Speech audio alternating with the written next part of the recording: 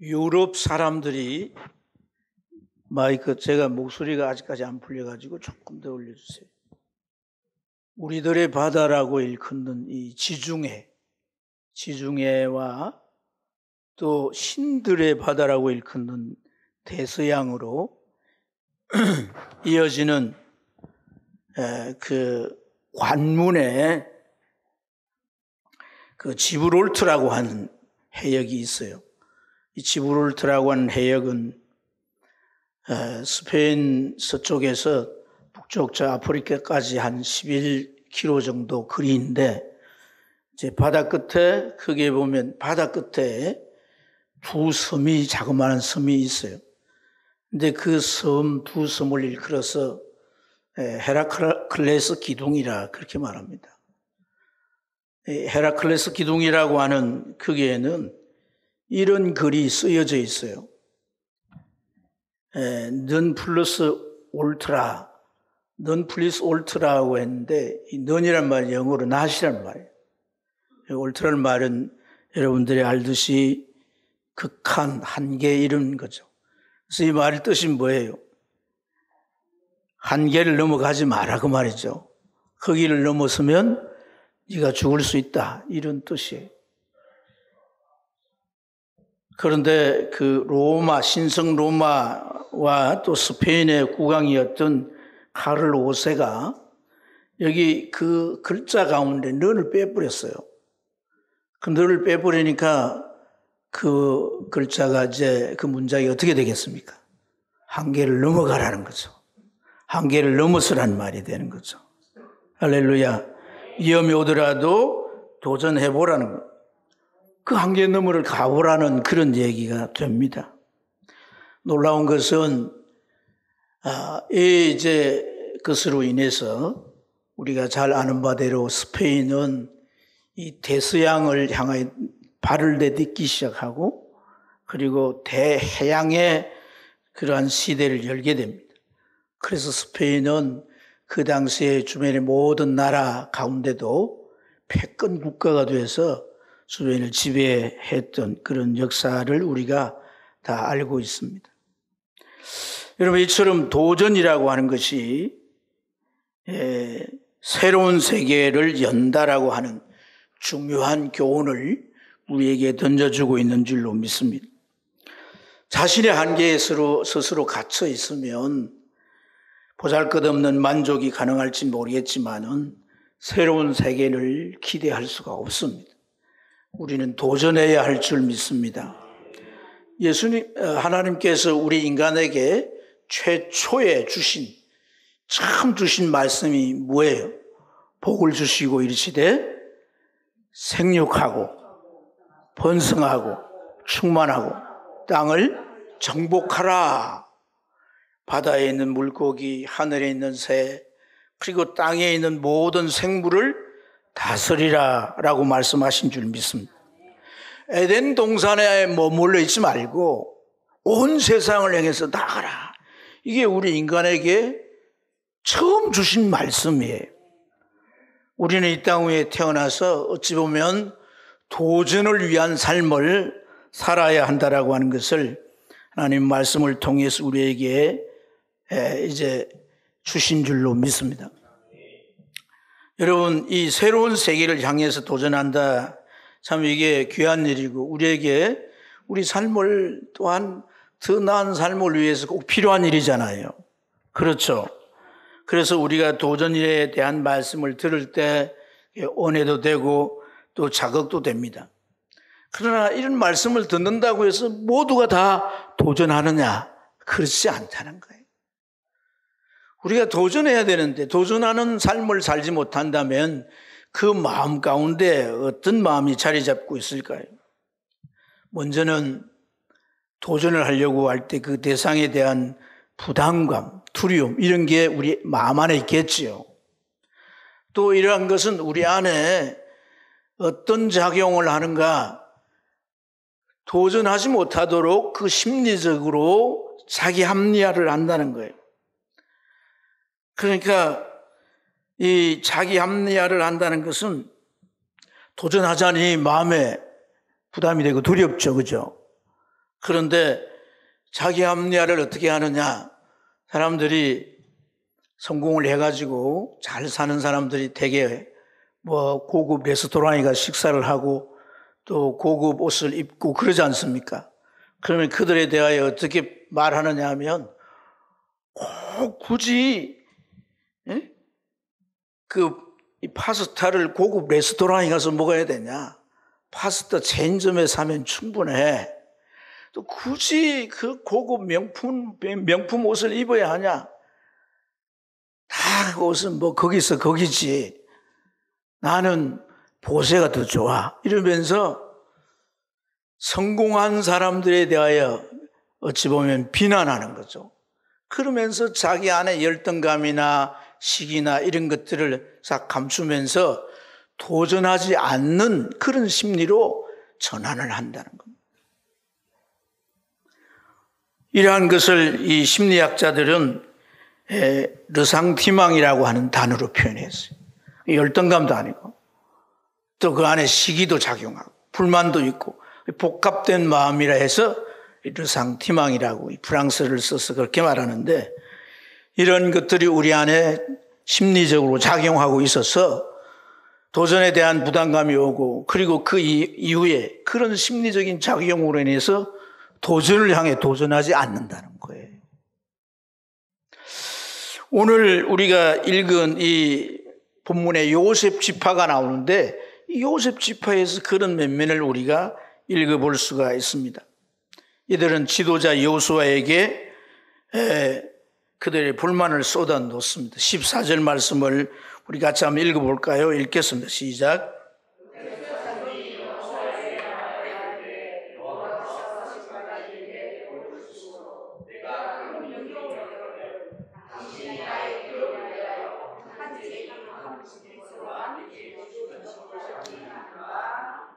불만의 요지가 뭡니까? 땅을 분배했는데 우리는 왜 한 분기만 주냐? 우리 지파가 수가 많은데 우리는 뭐 이 두 분기씩이나 그 이상을 줘야 되지 않느냐? 왜 한 분기만 주냐라고 이제 따지면서 불만을 토로하는 것을 볼 수가 있습니다.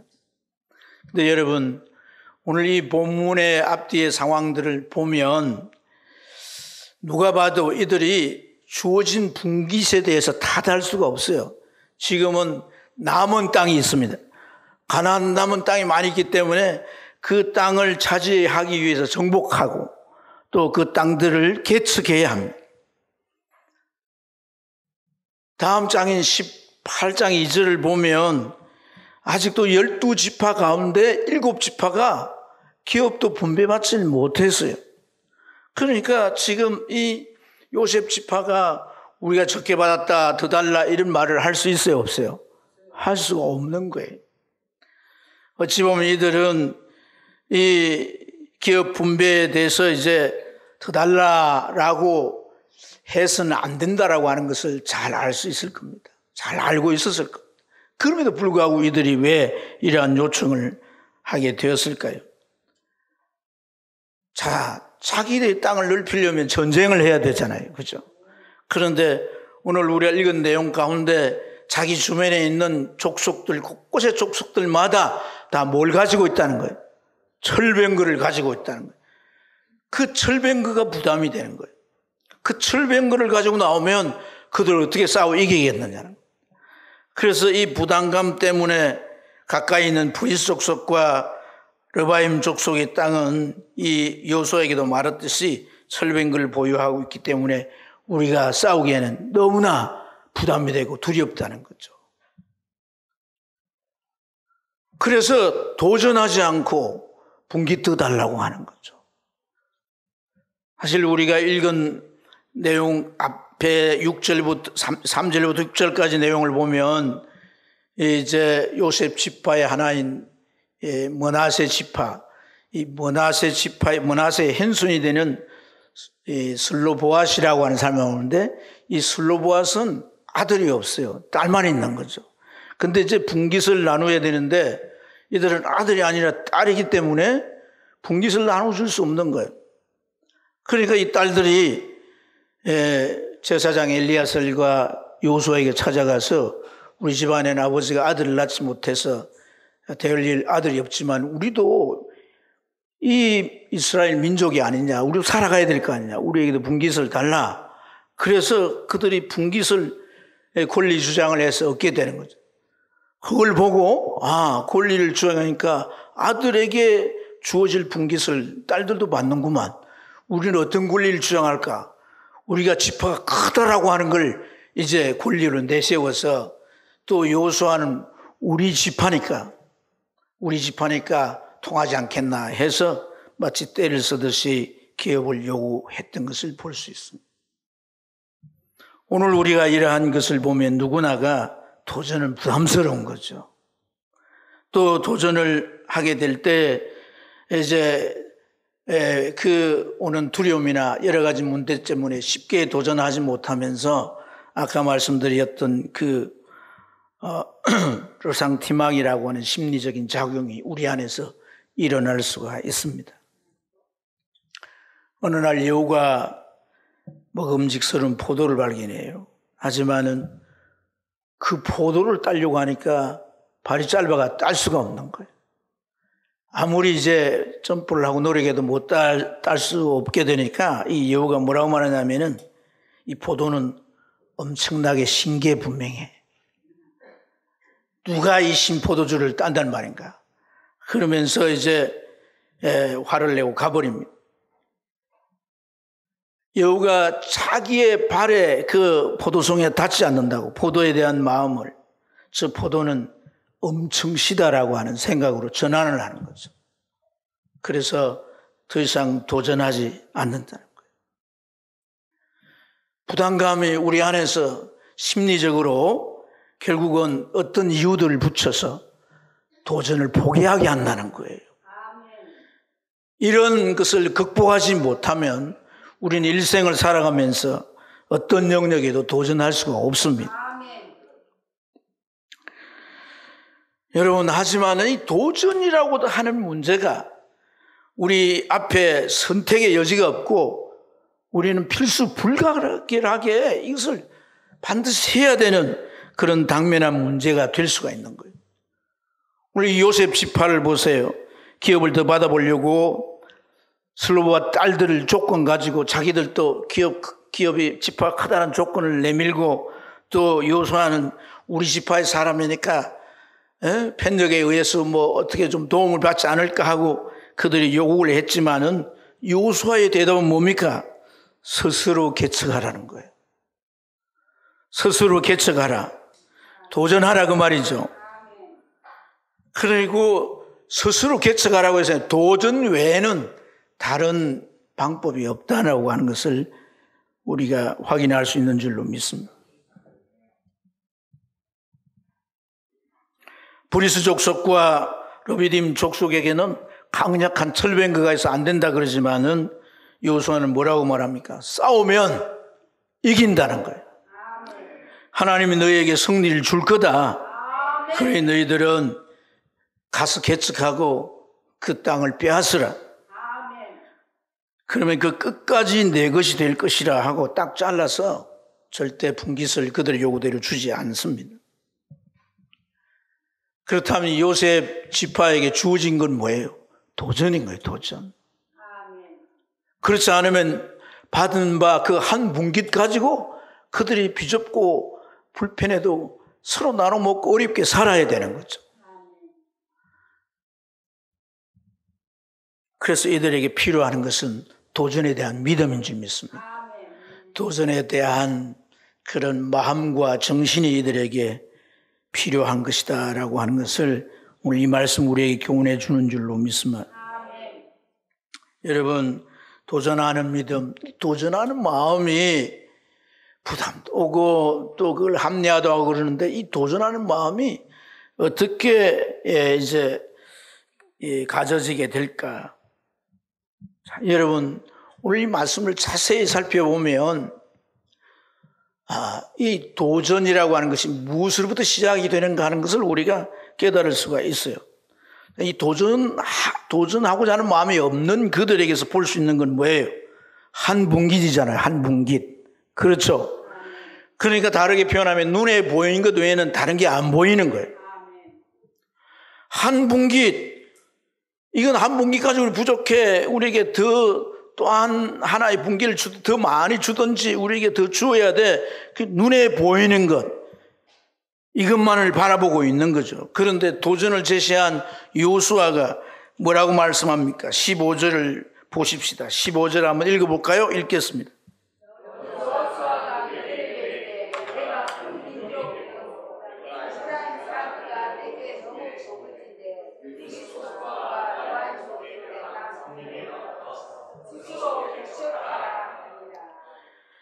그러니까 너희가 큰 민족이어서 한 분기까지는 부족하다면 너희들이 여기 브리스와 르비디움 족속들의 어디로 가라는 거예요? 어디로 가라고? 산림으로 가라는 거예요. 산림. 왜 이렇게 표현할까요? 그들이 이 두 족속들이 뭘 가지고 있기 때문에 절병거를 가지고 있단 말이에요. 그들과 직접 싸우지 못한다면 너희들이 어디로 가는 거예요? 산림으로 가서 그곳을 개척하라는 거예요. 개간하라는 거예요. 그러니까 여호수아가 보는 것은 그들은 도전 정신이 없으니까 눈앞에 보이는 한 분기만 보는 거예요. 그러나 도전을 제시하는 여호수아는 뭐예요? 그들이 보지 못하는 그 산림, 아무도 개척하지 않는, 개간되지 않는 산림을 보고 그것으로 가서 너희는 큰 민족이니까 그 산림을 개간하라고 말한단 말이에요. 도전 정신을 가지게 되면 눈에 보이는 것만 보는 것이 아니라 보이지 아니한 부분까지도 볼 수 있게 되는 것이다. 그래서 도전하는 믿음이 도전하는 마음가짐을 우리가 가지는 것은 우리의 시각을 열어주게 된다는 것을 오늘 이 말씀 우리에게 깨닫게 해주는 줄로 믿습니다. 자, 이 요셉 지파와 또 여호수아가 대화하는 이 대화의 내용을 계속 전개되어 가는 것을 볼 필요가 있습니다. 여호수아가 살림에 올라가 개척하라니까 그들이 뭐라고 대답합니까? 그 주변의 족속들은 철병거가 다 가져서 우리가 그들을 이길 수 없다는 얘기죠. 그러니까 이 여호수아가 또 뭐라고 하냐? 17절에 다시 요셉 족속에게 에브라임과 므낫세 족속에게 말하노니 너는 큰 민족이요. 또 뭘 가졌다고요? 큰 권능을 가졌다. 할렐루야. 이번에는 뭘 또한 여호수아가 보고 말합니까? 큰 권능을 가졌다는 거예요. 큰 권능을 가졌다는 거예요. 큰 권능이 뭐예요? 큰 민족에게 있는 힘일 수도 있습니다, 여러분.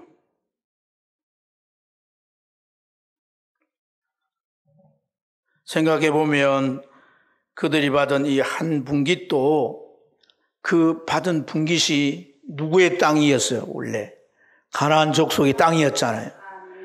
그들이 허벌판이나 살림을 처음에 개간해가지고 성을 쌓고 집도 짓고 밭도 일구었죠. 그러나 그들의 죄 때문에 하나님은 헤렘 전쟁을 통하여 그들을 심판하시고 자기 백성 이스라엘에게 그 땅을 거저주신 줄로 믿습니다. 그렇게 생각해 보면 살림도 결국 그들이 개척하면 그들이 좋게 살 수 있는 집이 될 수 있고 밭이 될 수 있고 그들을 보호해주는 성읍이 될 수가 있는 것이죠. 할렐루야.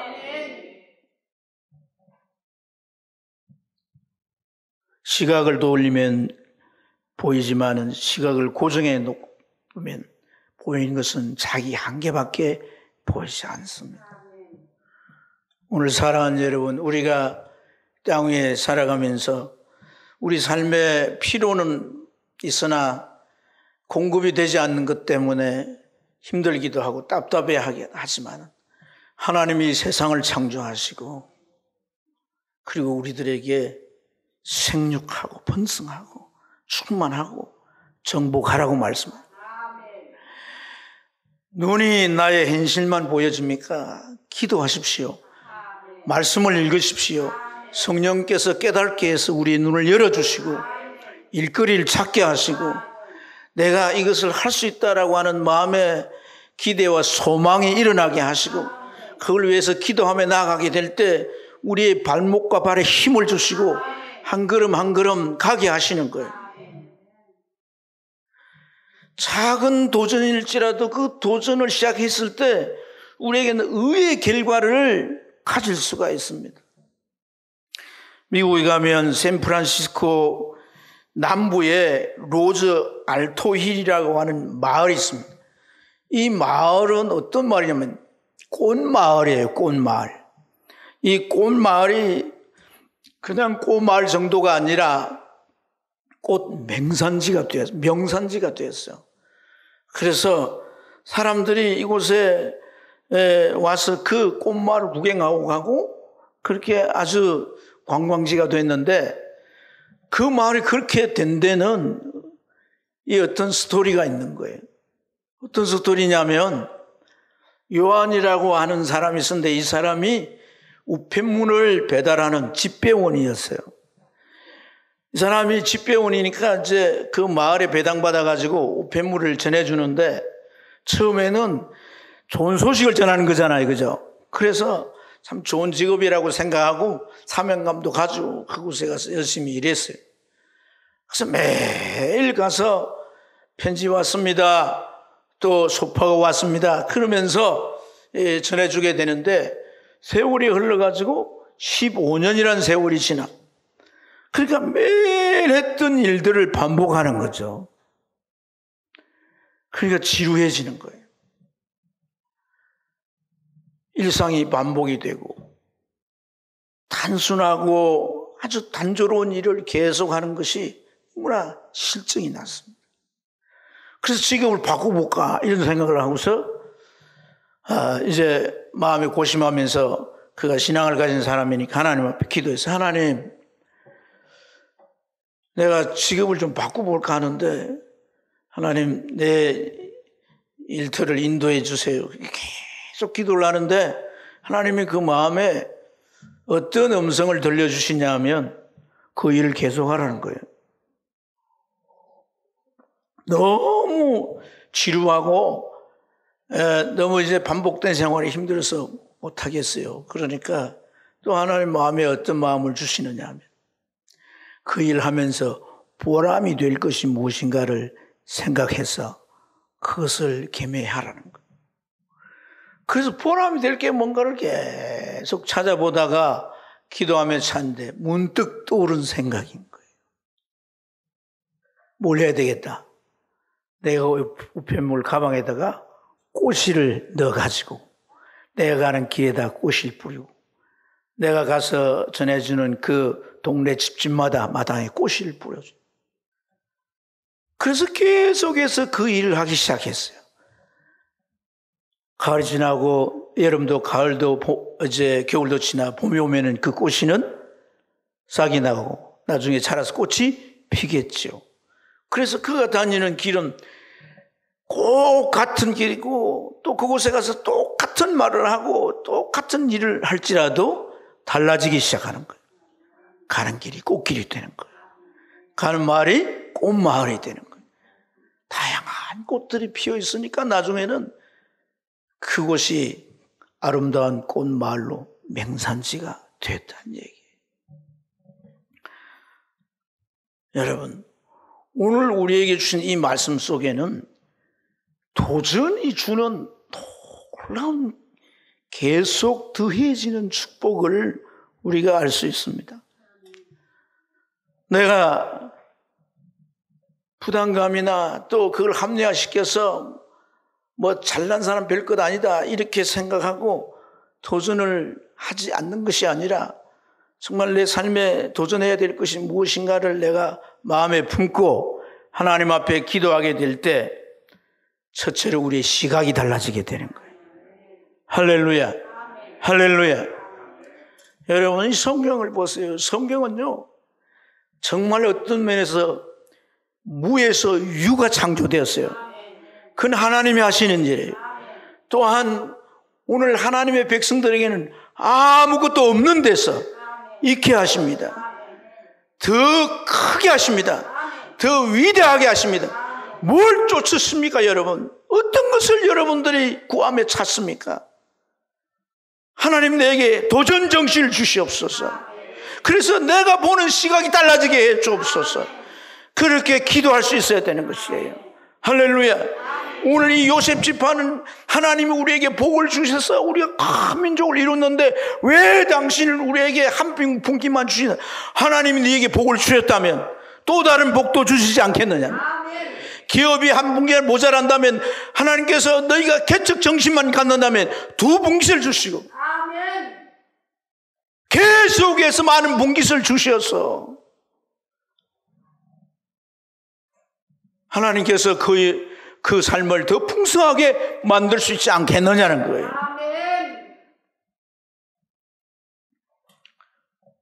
그래서 기도하면 두 번째로는 내가 할 수 있는 일이 보이게 되는 것인 줄로 믿습니다. 야, 저 브리스와 르비딤 족속들 이길 수가 없어? 철벽인 것 때문에? 그럼 쫓아놔. 그 위에 어디로 가라는 거예요? 살림을 가라는 거예요. 살림. 그곳에 가서 뭐 하라는 거예요? 개간하라는 거예요. 할렐루야. 스스로 개척하라는 거예요. 그렇게 개척하다가 나중에 이 브리스와 아비딤 사람들이 철벽인 거 이제 몰고 너희들을 치러 오면 그때 어떻게 한다는 거예요? 하나님이 큰 권능으로 그들을 싸워서 그들을 아예 그 땅에서 내어 쫓게 해 주실 것이다. 더 이상 너희들에게 무서움의 대상이 안 된다는 거예요. 더 이상 너희들의 도전을 가로막는 장애물이 되지 않는다는 거예요. 너희 한계를 뛰어넘게 하는 하나님의 능력을 체험할 수 있다라고 하는 것을 말씀해 주는 줄로 믿습니다. 그래서 17절, 18절을 우리가 유의해서 한번 읽어봐야 합니다. 읽겠습니다. 시작. 여호수아가 다시 요셉의 족속 곧 에프라임과 므낫세에게 말하여 이르되 너는 그 기업이 어디 있을지어 한 분기만 가진 것이 아니라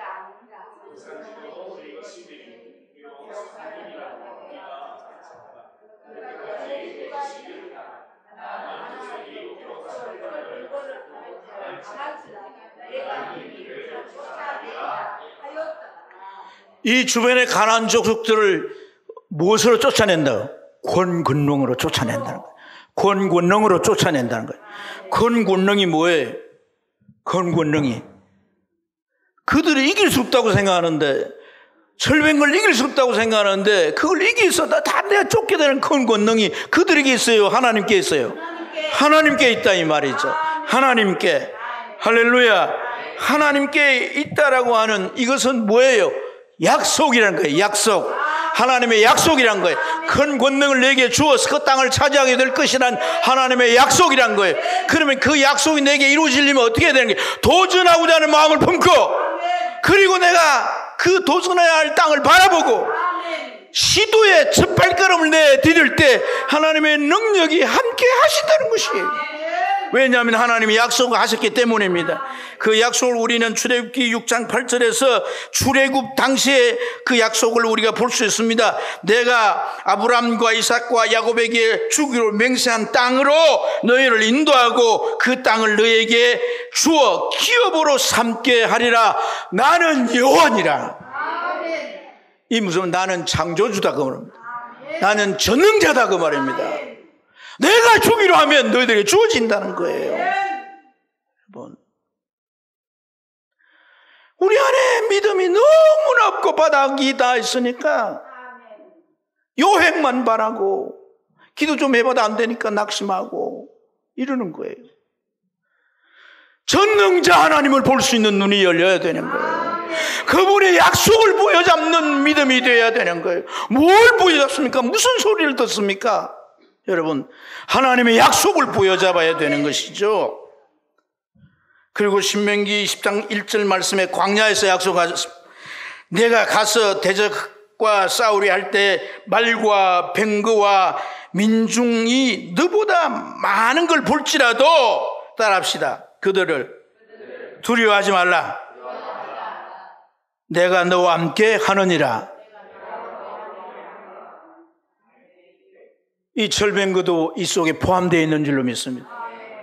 두려워하지 말라. 내가 너와 함께 한다. 그리고 여호수아 1장 3절 말씀에 보면 이제 여호수아가 가나안 땅을 정복하기 위해서 가나안 땅을 내딛기 시작할 그때 하나님이 하신 말씀이에요. 뭐라고 말씀했느냐? 모세에게 말한 바 너의 발바닥으로 밟는 모든 발바닥으로 밟는 곳은 모두 내가 너에게 주었노니. 할렐루야. 주었노니라고 하는 시혜적으로 과거사예요. 미래사예요. 아직 정복도 안 했어요. 그런데 하나님 뭐라고 해요? 주었다. 받고 안 받고 그것은 시간적인 차이일 뿐이지 하나님에게는 아무 문제가 안 된다. 하나님이 크고 위대하신 분을 우리가 알아야 돼요. 하나님이 얼마나 대단하신 분인가를 알아야 돼요. 여기에 대한 암과 믿음이 없으면 우리는 결코 도전할 수 없습니다. 왜냐하면 나는 나의 한계를 너무나 잘 알기 때문에요. 내가 할 수 없는 약점을 너무나 잘 알고 있습니다. 내 한계 수치가 어딘 걸 내가 누구보다도 잘 알기 때문에 그 앞에 가서 우리는 떨면서 두 손을 놓고 포기하고 마는 거예요. 사랑하는 여러분, 그래서 이 능력은 도전한 마음을 품을 때부터 함께 하십니다. 첫 발을 내디딜 때 같이 가십니다.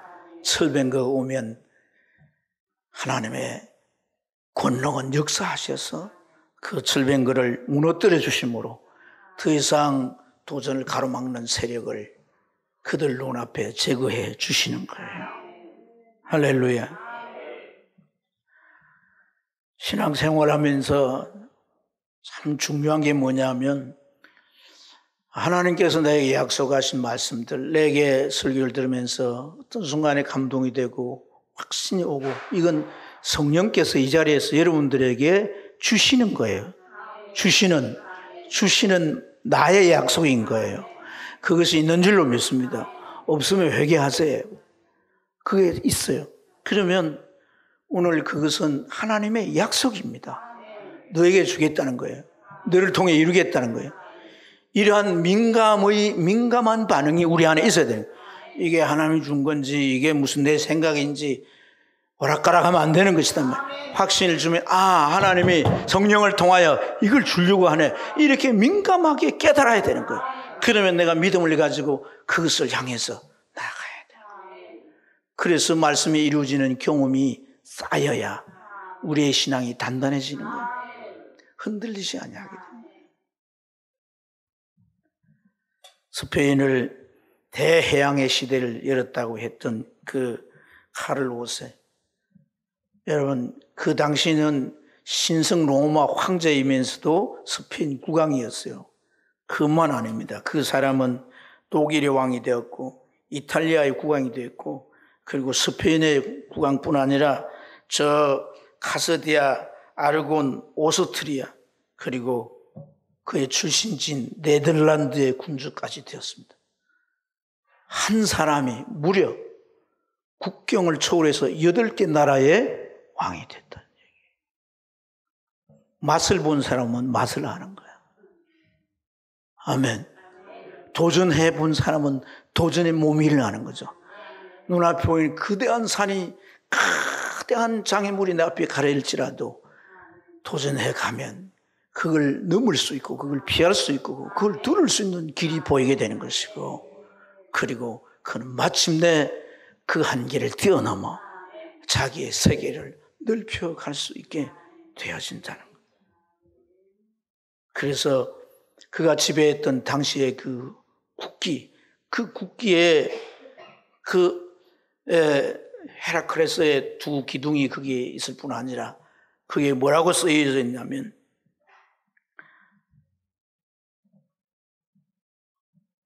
그들에게 플루스 울트라라고 하는 글이 거기에 쓰여 있습니다. 더 먼 세계로, 더 먼 세계로 나아가는 거죠. 이 모험 정신이 스페인의 국기에 이제 실려 있고 그들의 정신이 되었다는 거예요. 우리가 이 땅 위에 살아가면서 여러분 정말 이 마음을 가져야 할 줄로 믿습니다. 나는 이제 나이도 들고 했으니까 이제 하나하나 정리해야지. 그렇지 않습니다. 우리가 도전에 대한 얘기를 한다면 갈렙을 빼놓을 수가 없지 않습니까? 그런 나이 85세에 가장 가나안 땅에서 견고하고 강했던 헤브론을 물리셔서 그 땅을 차지하지 않습니까? 그래서 도전에는 마침표가 없다고 말합니다. 한번 따라해봅시다. 도전에는 마침표가 없다. 여러분, 이 가운데 내 도전을 마침표로 찍어야 되겠다라고 생각한다면 그는 더 이상 하나님의 축복을 포기하는 사람이에요. 그러므로 거룩한 열망을 품으시기 바랍니다. 하나님 앞에 우리가 기도하면서 소망을 가지고 나아가는 복된 여러분 되시기를 축복합니다.